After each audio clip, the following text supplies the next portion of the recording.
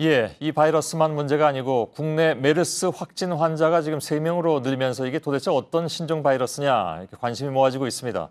중동에서 건너온 이 메르스는 2003년에 전 세계에 큰 충격을 안겼던 사스와 유사해서 사스의 먼 친척으로도 불리고 있는데요. 매주 금요일에 전해드리는 뉴스 키워드로 오늘 이 메르스를 자세히 전해드리겠습니다. 이지은 기자입니다. 68세 한 남성이 인천공항에서 바레인으로 출국한 건 지난 4월 18일입니다. 농작물 재배와 관련해 중동을 찾은 이 남성은 사우디아라비아와 아랍에미레이트도 방문했습니다. 보름 뒤인 5월 4일 카타르를 경유해 한국에 입국했습니다.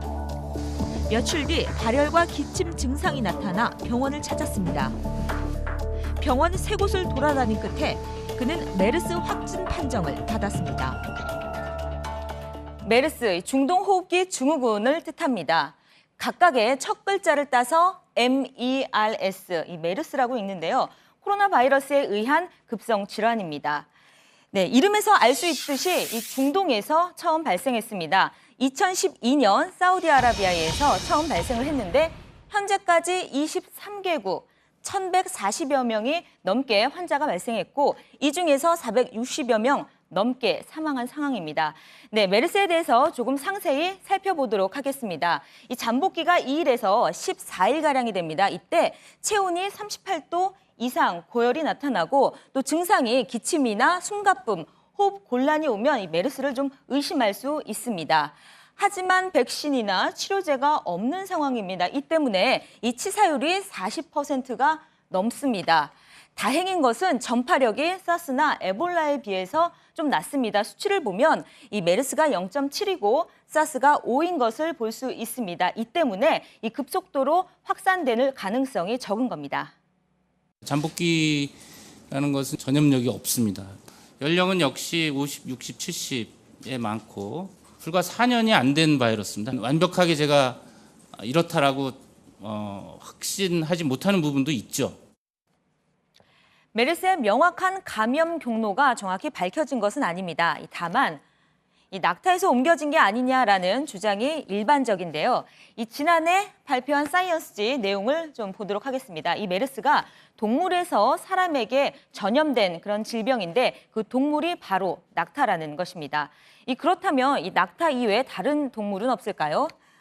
네, 낙타의 혈액에서 바로 이 메르스의 항체가 발견됐습니다. 하지만 이 염소, 양 그리고 소에서는 발견이 되지 않았습니다.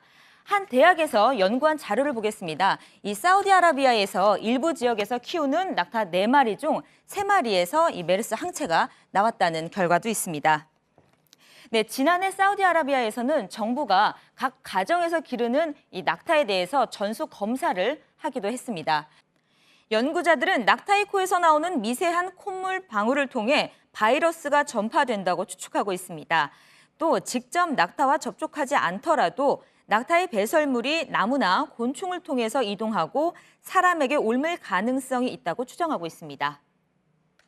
이 때문에 중동에서는 낙타에 대한 여러 가지 지침이 나오고 있습니다. 먼저 이 낙타에서 나오는 생적과 고기는 되도록이면 먹지 말 것, 그리고 이 낙타와 관련된 일에 종사하는 사람들은 마스크를 반드시 착용해야 한다는 것입니다.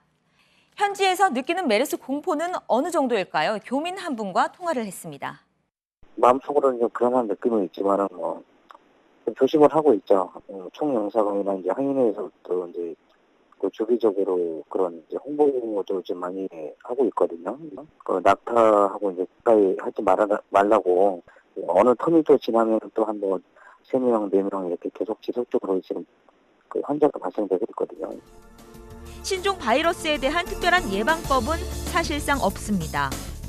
손을 깨끗이 자주 씻고 기침과 재채기를 할 땐 화장지로 입과 코를 가리는 기본적인 위생수칙이 대부분입니다. 기본을 지키는 것이야말로 전염병을 피하는 가장 큰 예방법입니다. 지금까지는 뉴스 키워드 이지은입니다.